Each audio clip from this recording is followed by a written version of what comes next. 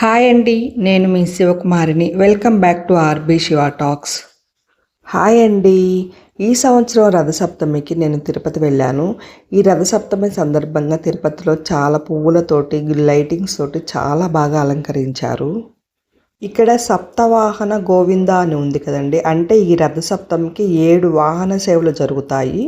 ప్రధాన గోపురం దగ్గర రథసప్తమి సందర్భంగా 7 గుర్రాలతోటి సూర్యభగవాన్ని భక్తుల దర్శనార్థం కొరకై ఏర్పాటు చేశారు.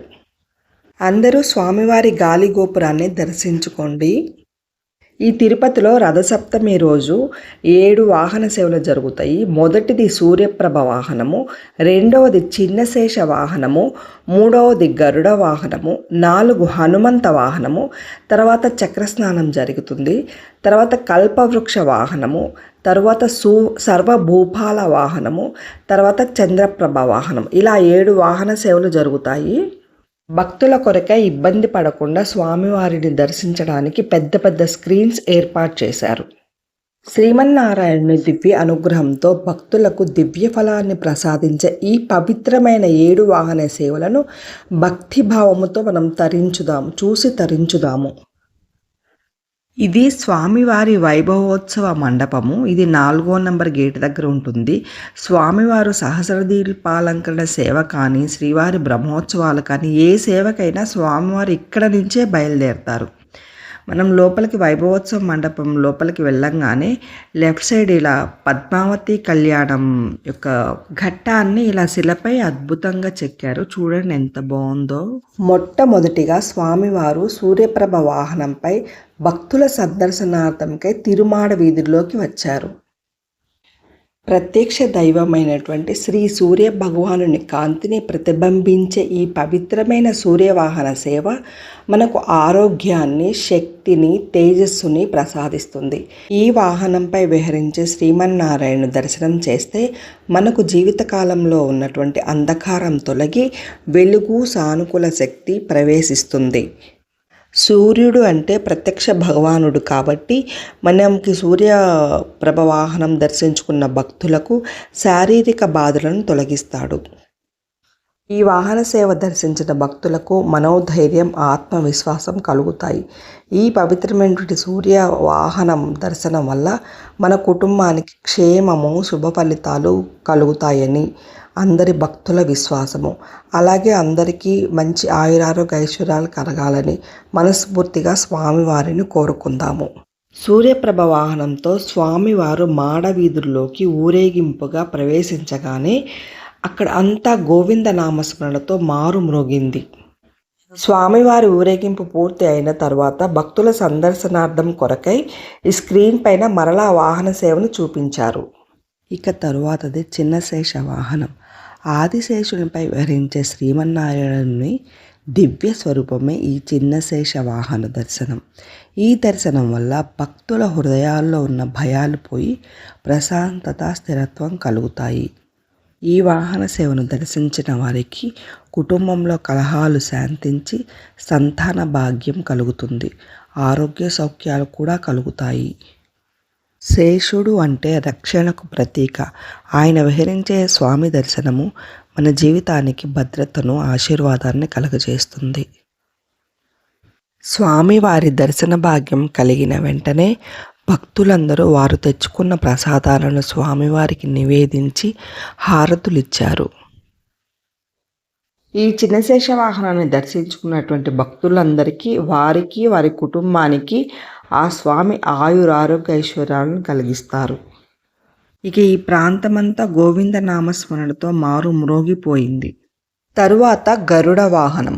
విష్ణువాహనుడైన, వేగానికి, ధైర్యానికి ప్రతీక అయిన శ్రీ గరుడుపై విహరించే శ్రీమన్నారాయణుని దివ్య దర్శనమే ఈ గరుడ వాహన సేవ. ఈ గరుడ వాహన సేవ జరుగుతున్నప్పుడు స్వయంగా గరుత్మంతుడు ఆకాశంలో ఆ స్వామి చుట్టూ విహరించారు. గరుత్మంతుని దర్శనం చాలా అత్యద్భుతంగా అనిపించింది. గరుడ వాహనాన్ని దర్శించిన భక్తులకు భయాలు తొలగి శత్రుబాధలు, గ్రహదోషాలు పోతాయని అందరి నమ్మకము. గరుడు స్వామివారికి అత్యంత ప్రియమైన వాడు. ఆయన వాహనంపై దర్శనమిచ్చే స్వామి భక్తులను ఎల్లప్పుడూ కాపాడుతూ ఉంటాడు. భక్తులందరికీ స్వామివారి దర్శనం జరగగానే ఇలా డ్రై ఫ్రూట్స్ తోటి స్వామివారికి నివేదించి హారతులు పడతారు.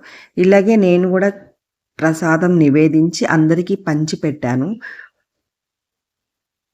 స్వామివారు ప్రతి వాహన సేవలోనూ ముందుగా గొల్ల మండపము దగ్గర మొదలై, గొల్లప మండపము అంటే ప్రముఖ ద్వారం అన్నమాట, అక్కడ స్టార్ట్ అయి చివరిగా మాడవీధుల్లో తిరిగి వైభవోత్సవ మండపంలోకి వెళ్తారు. తరువాత స్వామివారు హనుమంత వాహనంలో వేంచేశారు.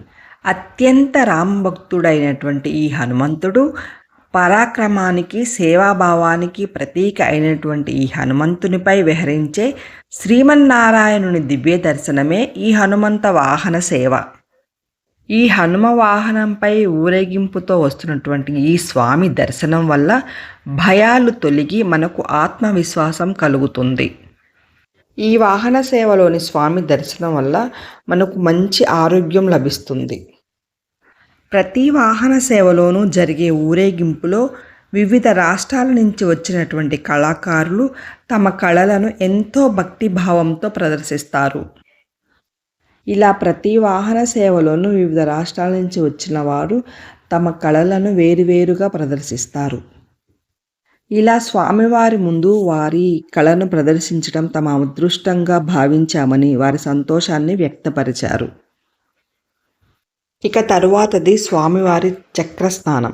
శ్రీమన్నారాయణుని దివ్య ఆయుధమైన సుదర్శన చక్రం సాక్షిగా జరిగే ఈ పవిత్రమైన చక్రస్నానం భక్తులకు మహాపుణ్యఫలాన్ని ప్రసాదిస్తుంది. ఈ చక్రస్నానాన్ని దర్శించుకుంటే మన పాపాలు తొలగి మనసుకు ప్రశాంతత, పవిత్రత లభిస్తాయి. సుదర్శన చక్రం రక్షణకు ప్రతీక.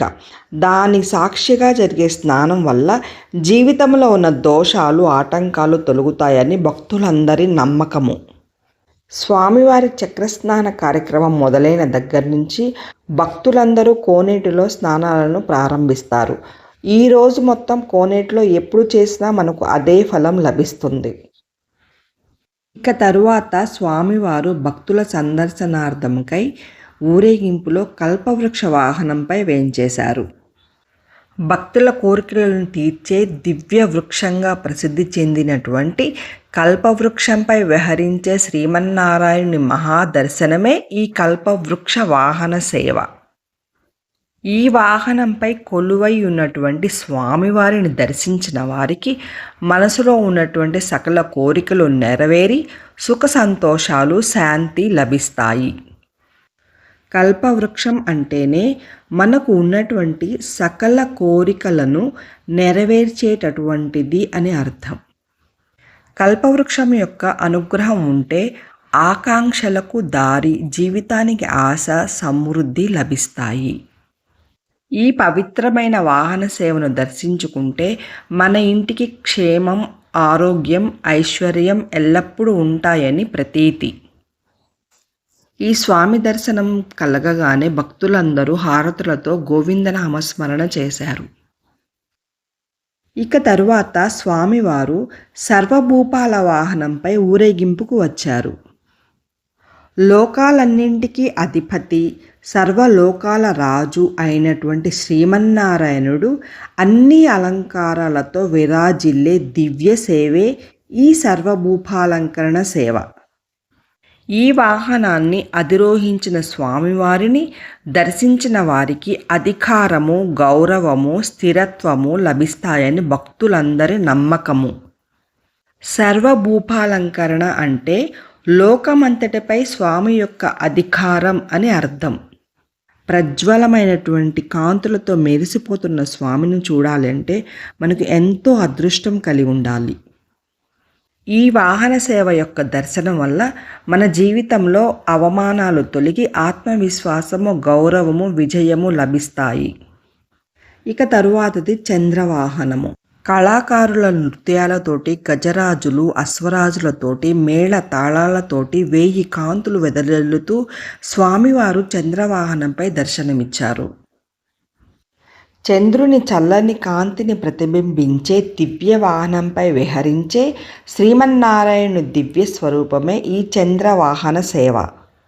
ఈ చంద్రవాహనంపై కొలువైయున్న స్వామిని దర్శించిన వారికి మనసుకు శాంతి కలిగి ఆందోళనలు, కలహాలు దూరమవుతాయి. చంద్రుడు అంటే మనసుకు అధిపతి. ఈ స్వామి యొక్క దర్శనం వల్ల మనకి కుటుంబానికి క్షేమం, మనకు మానసిక ప్రశాంతత, ఆరోగ్యము లభిస్తాయని భక్తులందరి నమ్మకము. స్వామివారి ఊరేగింపు పూర్తి అయిన తర్వాత ఈ కళాకారులందరూ స్వామివారి ముఖమండపం వద్ద వాళ్ళ గ్రూప్ తోటి ఫొటోస్ దిగారు. నేను కూడా దిగాను వాళ్ళతోటి. సో వచ్చినటువంటి చాలామంది భక్తులు వాళ్ళతోటి ఫొటోస్, వీడియోస్ దిగారు. చాలా చక్కగా ఉంది చూడండి, వాళ్ళందరూ ఎంత చక్కగా రెడీ అయ్యారు. ఇంతసేపు వాళ్ళు అలా ఉండటం అంటే అది మామూలు విషయం కాదు. ఇలా స్వామివారి వాహన సేవలన్నింటినీ చూసినటువంటి ఈ భక్తులందరికీ ఆయురారోగ్య ఐశ్వర్యాలు ప్రసాదించాలని ఆ భగవంతుడిని మనస్ఫూర్తిగా కోరుకుంటున్నాను. ఇక్కడ వెంకటేశ్వర స్వామి అలంకరణలో ఉన్నారు. అతను స్వామి యొక్క నిజరూప దర్శనమేమో అన్నట్లుగా అనిపించింది. ఈ వీడియోలో నాకు తెలిసినంత వరకు నేను చెప్పానండి. ఏమైనా తప్పులు ఉంటే అన్నిదా భావించకుండా నన్ను క్షమించండి. ఈ వీడియో కనుక మీకు నచ్చినట్లయితే సబ్స్క్రైబ్ చేసి, లైక్ చేసి, షేర్ చేసి మీకు ఈ వీడియో ఎలా అనిపించింది ఏంటి అని నాకు కామెంట్ చేయండి. అందరికీ థ్యాంక్ యూ సో మచ్ అండి.